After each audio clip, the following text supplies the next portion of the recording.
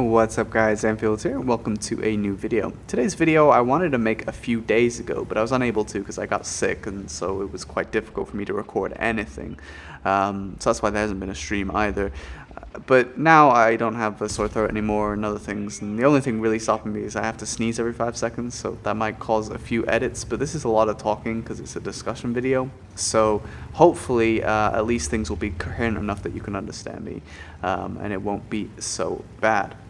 Now, originally I was going to try to put everything into one video and just have a chat about it, but then I realized it would end up being like something like an hour long if I really were to do that. So I'm going to break it down a little bit just so it's not so overwhelming, and we'll spread it into a few different videos, and plus hopefully the subsequent videos I won't sound so sick, and that will help as well.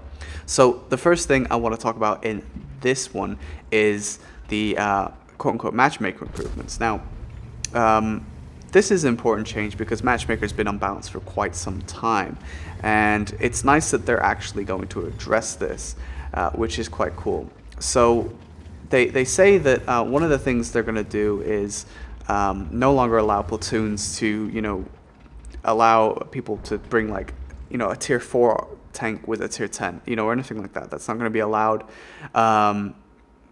according to this at least. But, this is good. This is good change, but it wasn't really the worst thing that was happening, but it's nice that it's finally being changed, so that's a good thing. Now, the other thing that they're changing is the fewer easy wins and quick losses. This is what they say. So it's nice that they acknowledge that this is a problem. This is something that I frequently complain about on stream, is that, we have a lot of team wipes one way or the other, and there are a lot of battles that end in like 2 to 3, 4 minutes, and that's just not fun. You want an 8-minute battle or so. You don't play World of Tanks to have a quick FPS. It's not really what you're going for. So it's nice that they're addressing that this is an issue. And what they say is fewer easy wins and quick losses caused by the uneven distributed of vehicle types between teams will become a thing of the past. In the future, the matchmaker will spread the vehicles types across 2 teams more evenly. So there are 2 things that I want to address here. The first is that this is a problem. You do often get games where one team has all medium tanks and the other team has all heavy tanks, and depending on the type of map that it is, one team has a massive advantage because they have an area that one of those types of tanks dominates very easily, allowing them to control the game. So this is good. This is a good change, and I do support this because a lot of times you get issues where you have like maybe 1 or 2 medium tanks on your team and everything else is heavies, and then the enemy team has like 6 or 7 medium tanks, and then your 2 medium tanks still go to the medium flank alone and get wrecked and then complain and whatever, and that doesn't help. The other thing, though, I do want to talk about is they say the fewer easy wins and quick losses are caused by the uneven distribution of the vehicle types. Now, I don't necessarily agree with this because I don't think that is the exclusive cause to the problem. I don't really believe that uneven distribution is the sole cause, and I think that oversimplifies the problem of quick losses by saying that is the sole cause of the issue. I do believe it does contribute because, like I said, you have 2 medium tanks that get wrecked instantly, and then you're down guns instantly, and yeah, it doesn't help. I do agree with that, but I think it does oversimplify the problem, and I think Wargaming needs to have a look at more of the things that may be causing this kind of issue, and not just blame it entirely on uneven distribution. What they say they're going to do about the uneven distribution is not exactly make it completely the same, but make it more similar, I guess. So they say, as an example, the current system might balance 2 teams with with 5 tank destroyers against 6 heavy tanks. The enhanced system spreads the vehicles across the team so that both have tank destroyers and heavy tanks. Though this doesn't necessarily mean that you'll have always the equal and identical number of classes. What you'll have instead is a team with 3 TDs, 2 heavies against a team with 3 TDs and 3 heavy tanks, or something like that. So this is okay, this is fine, because if it's a little bit closer, it's much better than what we currently have. You don't necessarily have to have completely even numbers for it to be okay. So I'm okay with this. This is fine. It doesn't bother me too much. I do again think that Wargaming need to make sure that they understand that it's not completely the fault of an uneven distribution of vehicle types that is causing fast losses or easy wins or whatever. So that is something that I would like to have looked at.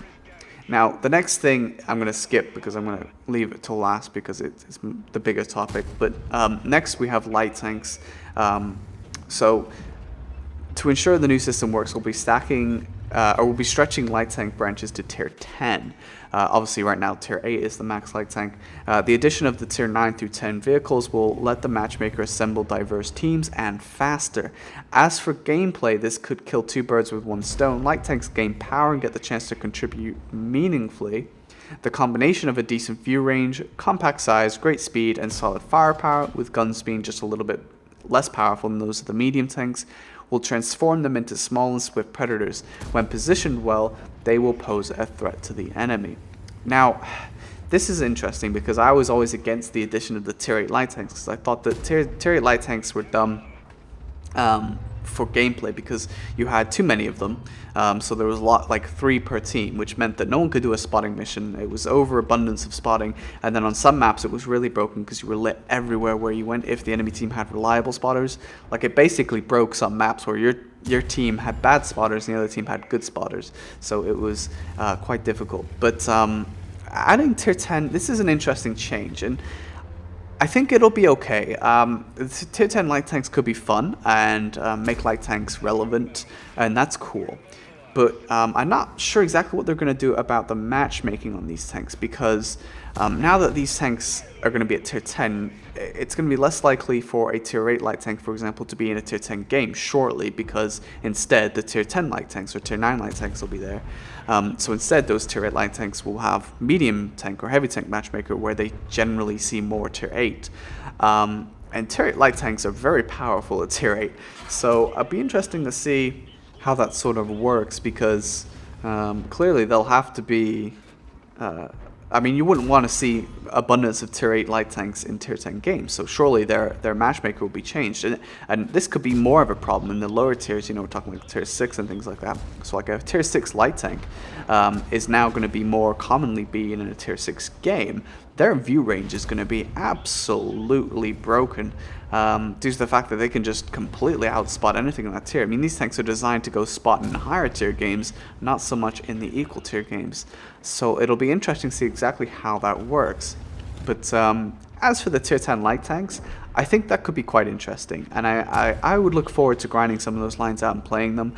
I am quite disappointed that the tier 10 American light tank has already been shown to have the howitzer gun, and of course I don't really like those massively HE based mechanics, but oh well, there you go. I think the others could be interesting, so I'm looking forward to playing them. I think they could be quite fun. The only other thing that does concern me about this is, again, these are faster tanks that are gonna potentially speed up the game, and they're talking about fewer easy wins and quick losses. Well, these light tanks are going to be really super squishy, so when you get bad light tank drivers, you're going to be probably having an issue there on your team. So that is something that I am concerned about, because tier 10 light tanks will inevitably have less hit points, they'll have less armor, and this is going to be an issue because people suiciding and dying in them is just going to take away hit points from the game and make the game go way faster, and that is something that does concern me quite a bit. So it'll be interesting to see how that actually plays out. So going back up a step, we're going to talk about artillery as our final topic. Yes, artillery. Now, this is under, again, the Matchmaker Improvements. So this is unrelated to the Phase 2 agenda that they have later that we'll talk about in another video, which is changes to artillery. This is the sandbox changes that were proposed. So we'll talk about that later. Now, I'll kind of tie it in a little bit now, but the actual subject of it will be talked about later. So what they say is the improvement to the matchmaker with artillery is in regards to a limit of maximum 3 per team. Now, obviously, the first time you read that, you think, oh, nice. The max you'll be able to see is 3 per team. But if you really think about it for a second, you think, okay, well, how often do you really see 4 or 5 artillery? It's very, very uncommon. When you do get it, really, really sucks, but it's uncommon. However, when you see 3 artillery, that's still quite common, and 3 artillery in a game really, really ruins it. It's terrible. I mean, 3 artillery is almost unplayable on some maps, and it is something that really can ruin the game. Now, what they're saying is the limit will be 3. Now, what I worry about there is that because less artillery can be in one single game, is those games where you used to get 1 or 2 artillery and the occasional 5 one, because those artillery will now be stuck in queue, every time you get a battle, you'll be forced to have 3 artillery per game because more will be in queue and not put into these 5 artillery games. So if you're going to limit artillery to 1 or 2 per game, that's one thing, but limiting them to 3 is really worrying for me, because I think the matchmaker will then force you to have 3 artillery per game every game. Now, I don't know if it really will be quite that bad, but it does concern me now that the limitations are there, because it feels like when these artillery go into queue, every time they'll go into a 3-man battle. So that is quite concerning. It also doesn't say anything about 3 artilleries in 1 platoon.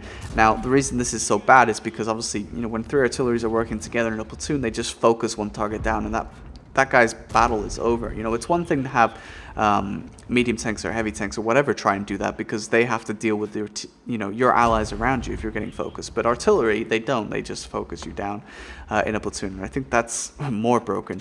But anyway, yeah, this is what concerns me: is if there's a maximum of 3 per team, that means that literally you will get non-stop 3 per team, and this does concern me. However, a little bit with the phase 2 agenda, obviously we're looking at the sandbox changes possibly being implemented. This is with artillery having stun lock and shell shock or whatever. If artillery turns out to be something that's not super game breaking, then maybe it won't be so bad.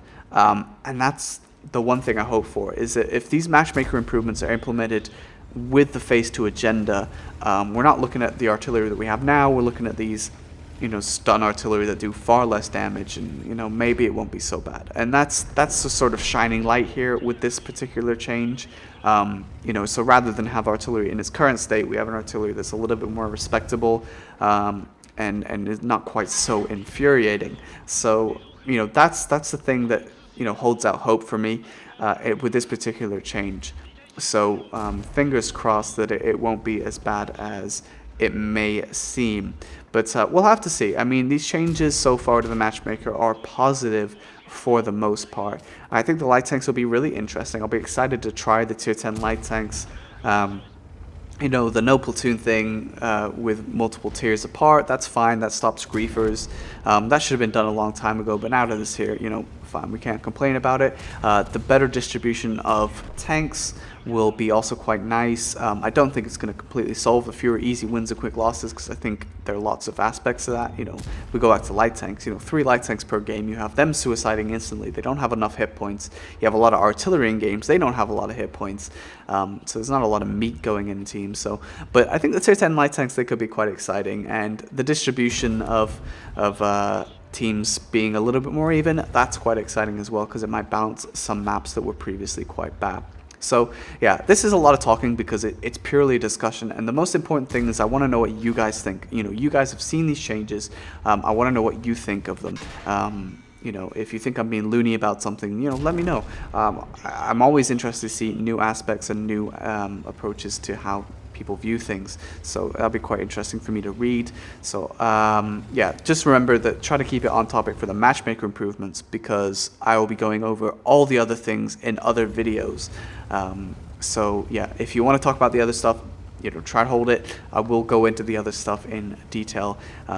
So this is just the first of many videos. So yeah, I apologize for being sick. Not much I can do about it. Hopefully the next video I will sound a little bit better and be a little bit more up for it. But yeah, thank you so much for watching, guys. I hope you enjoyed, and I'll catch you on the next one.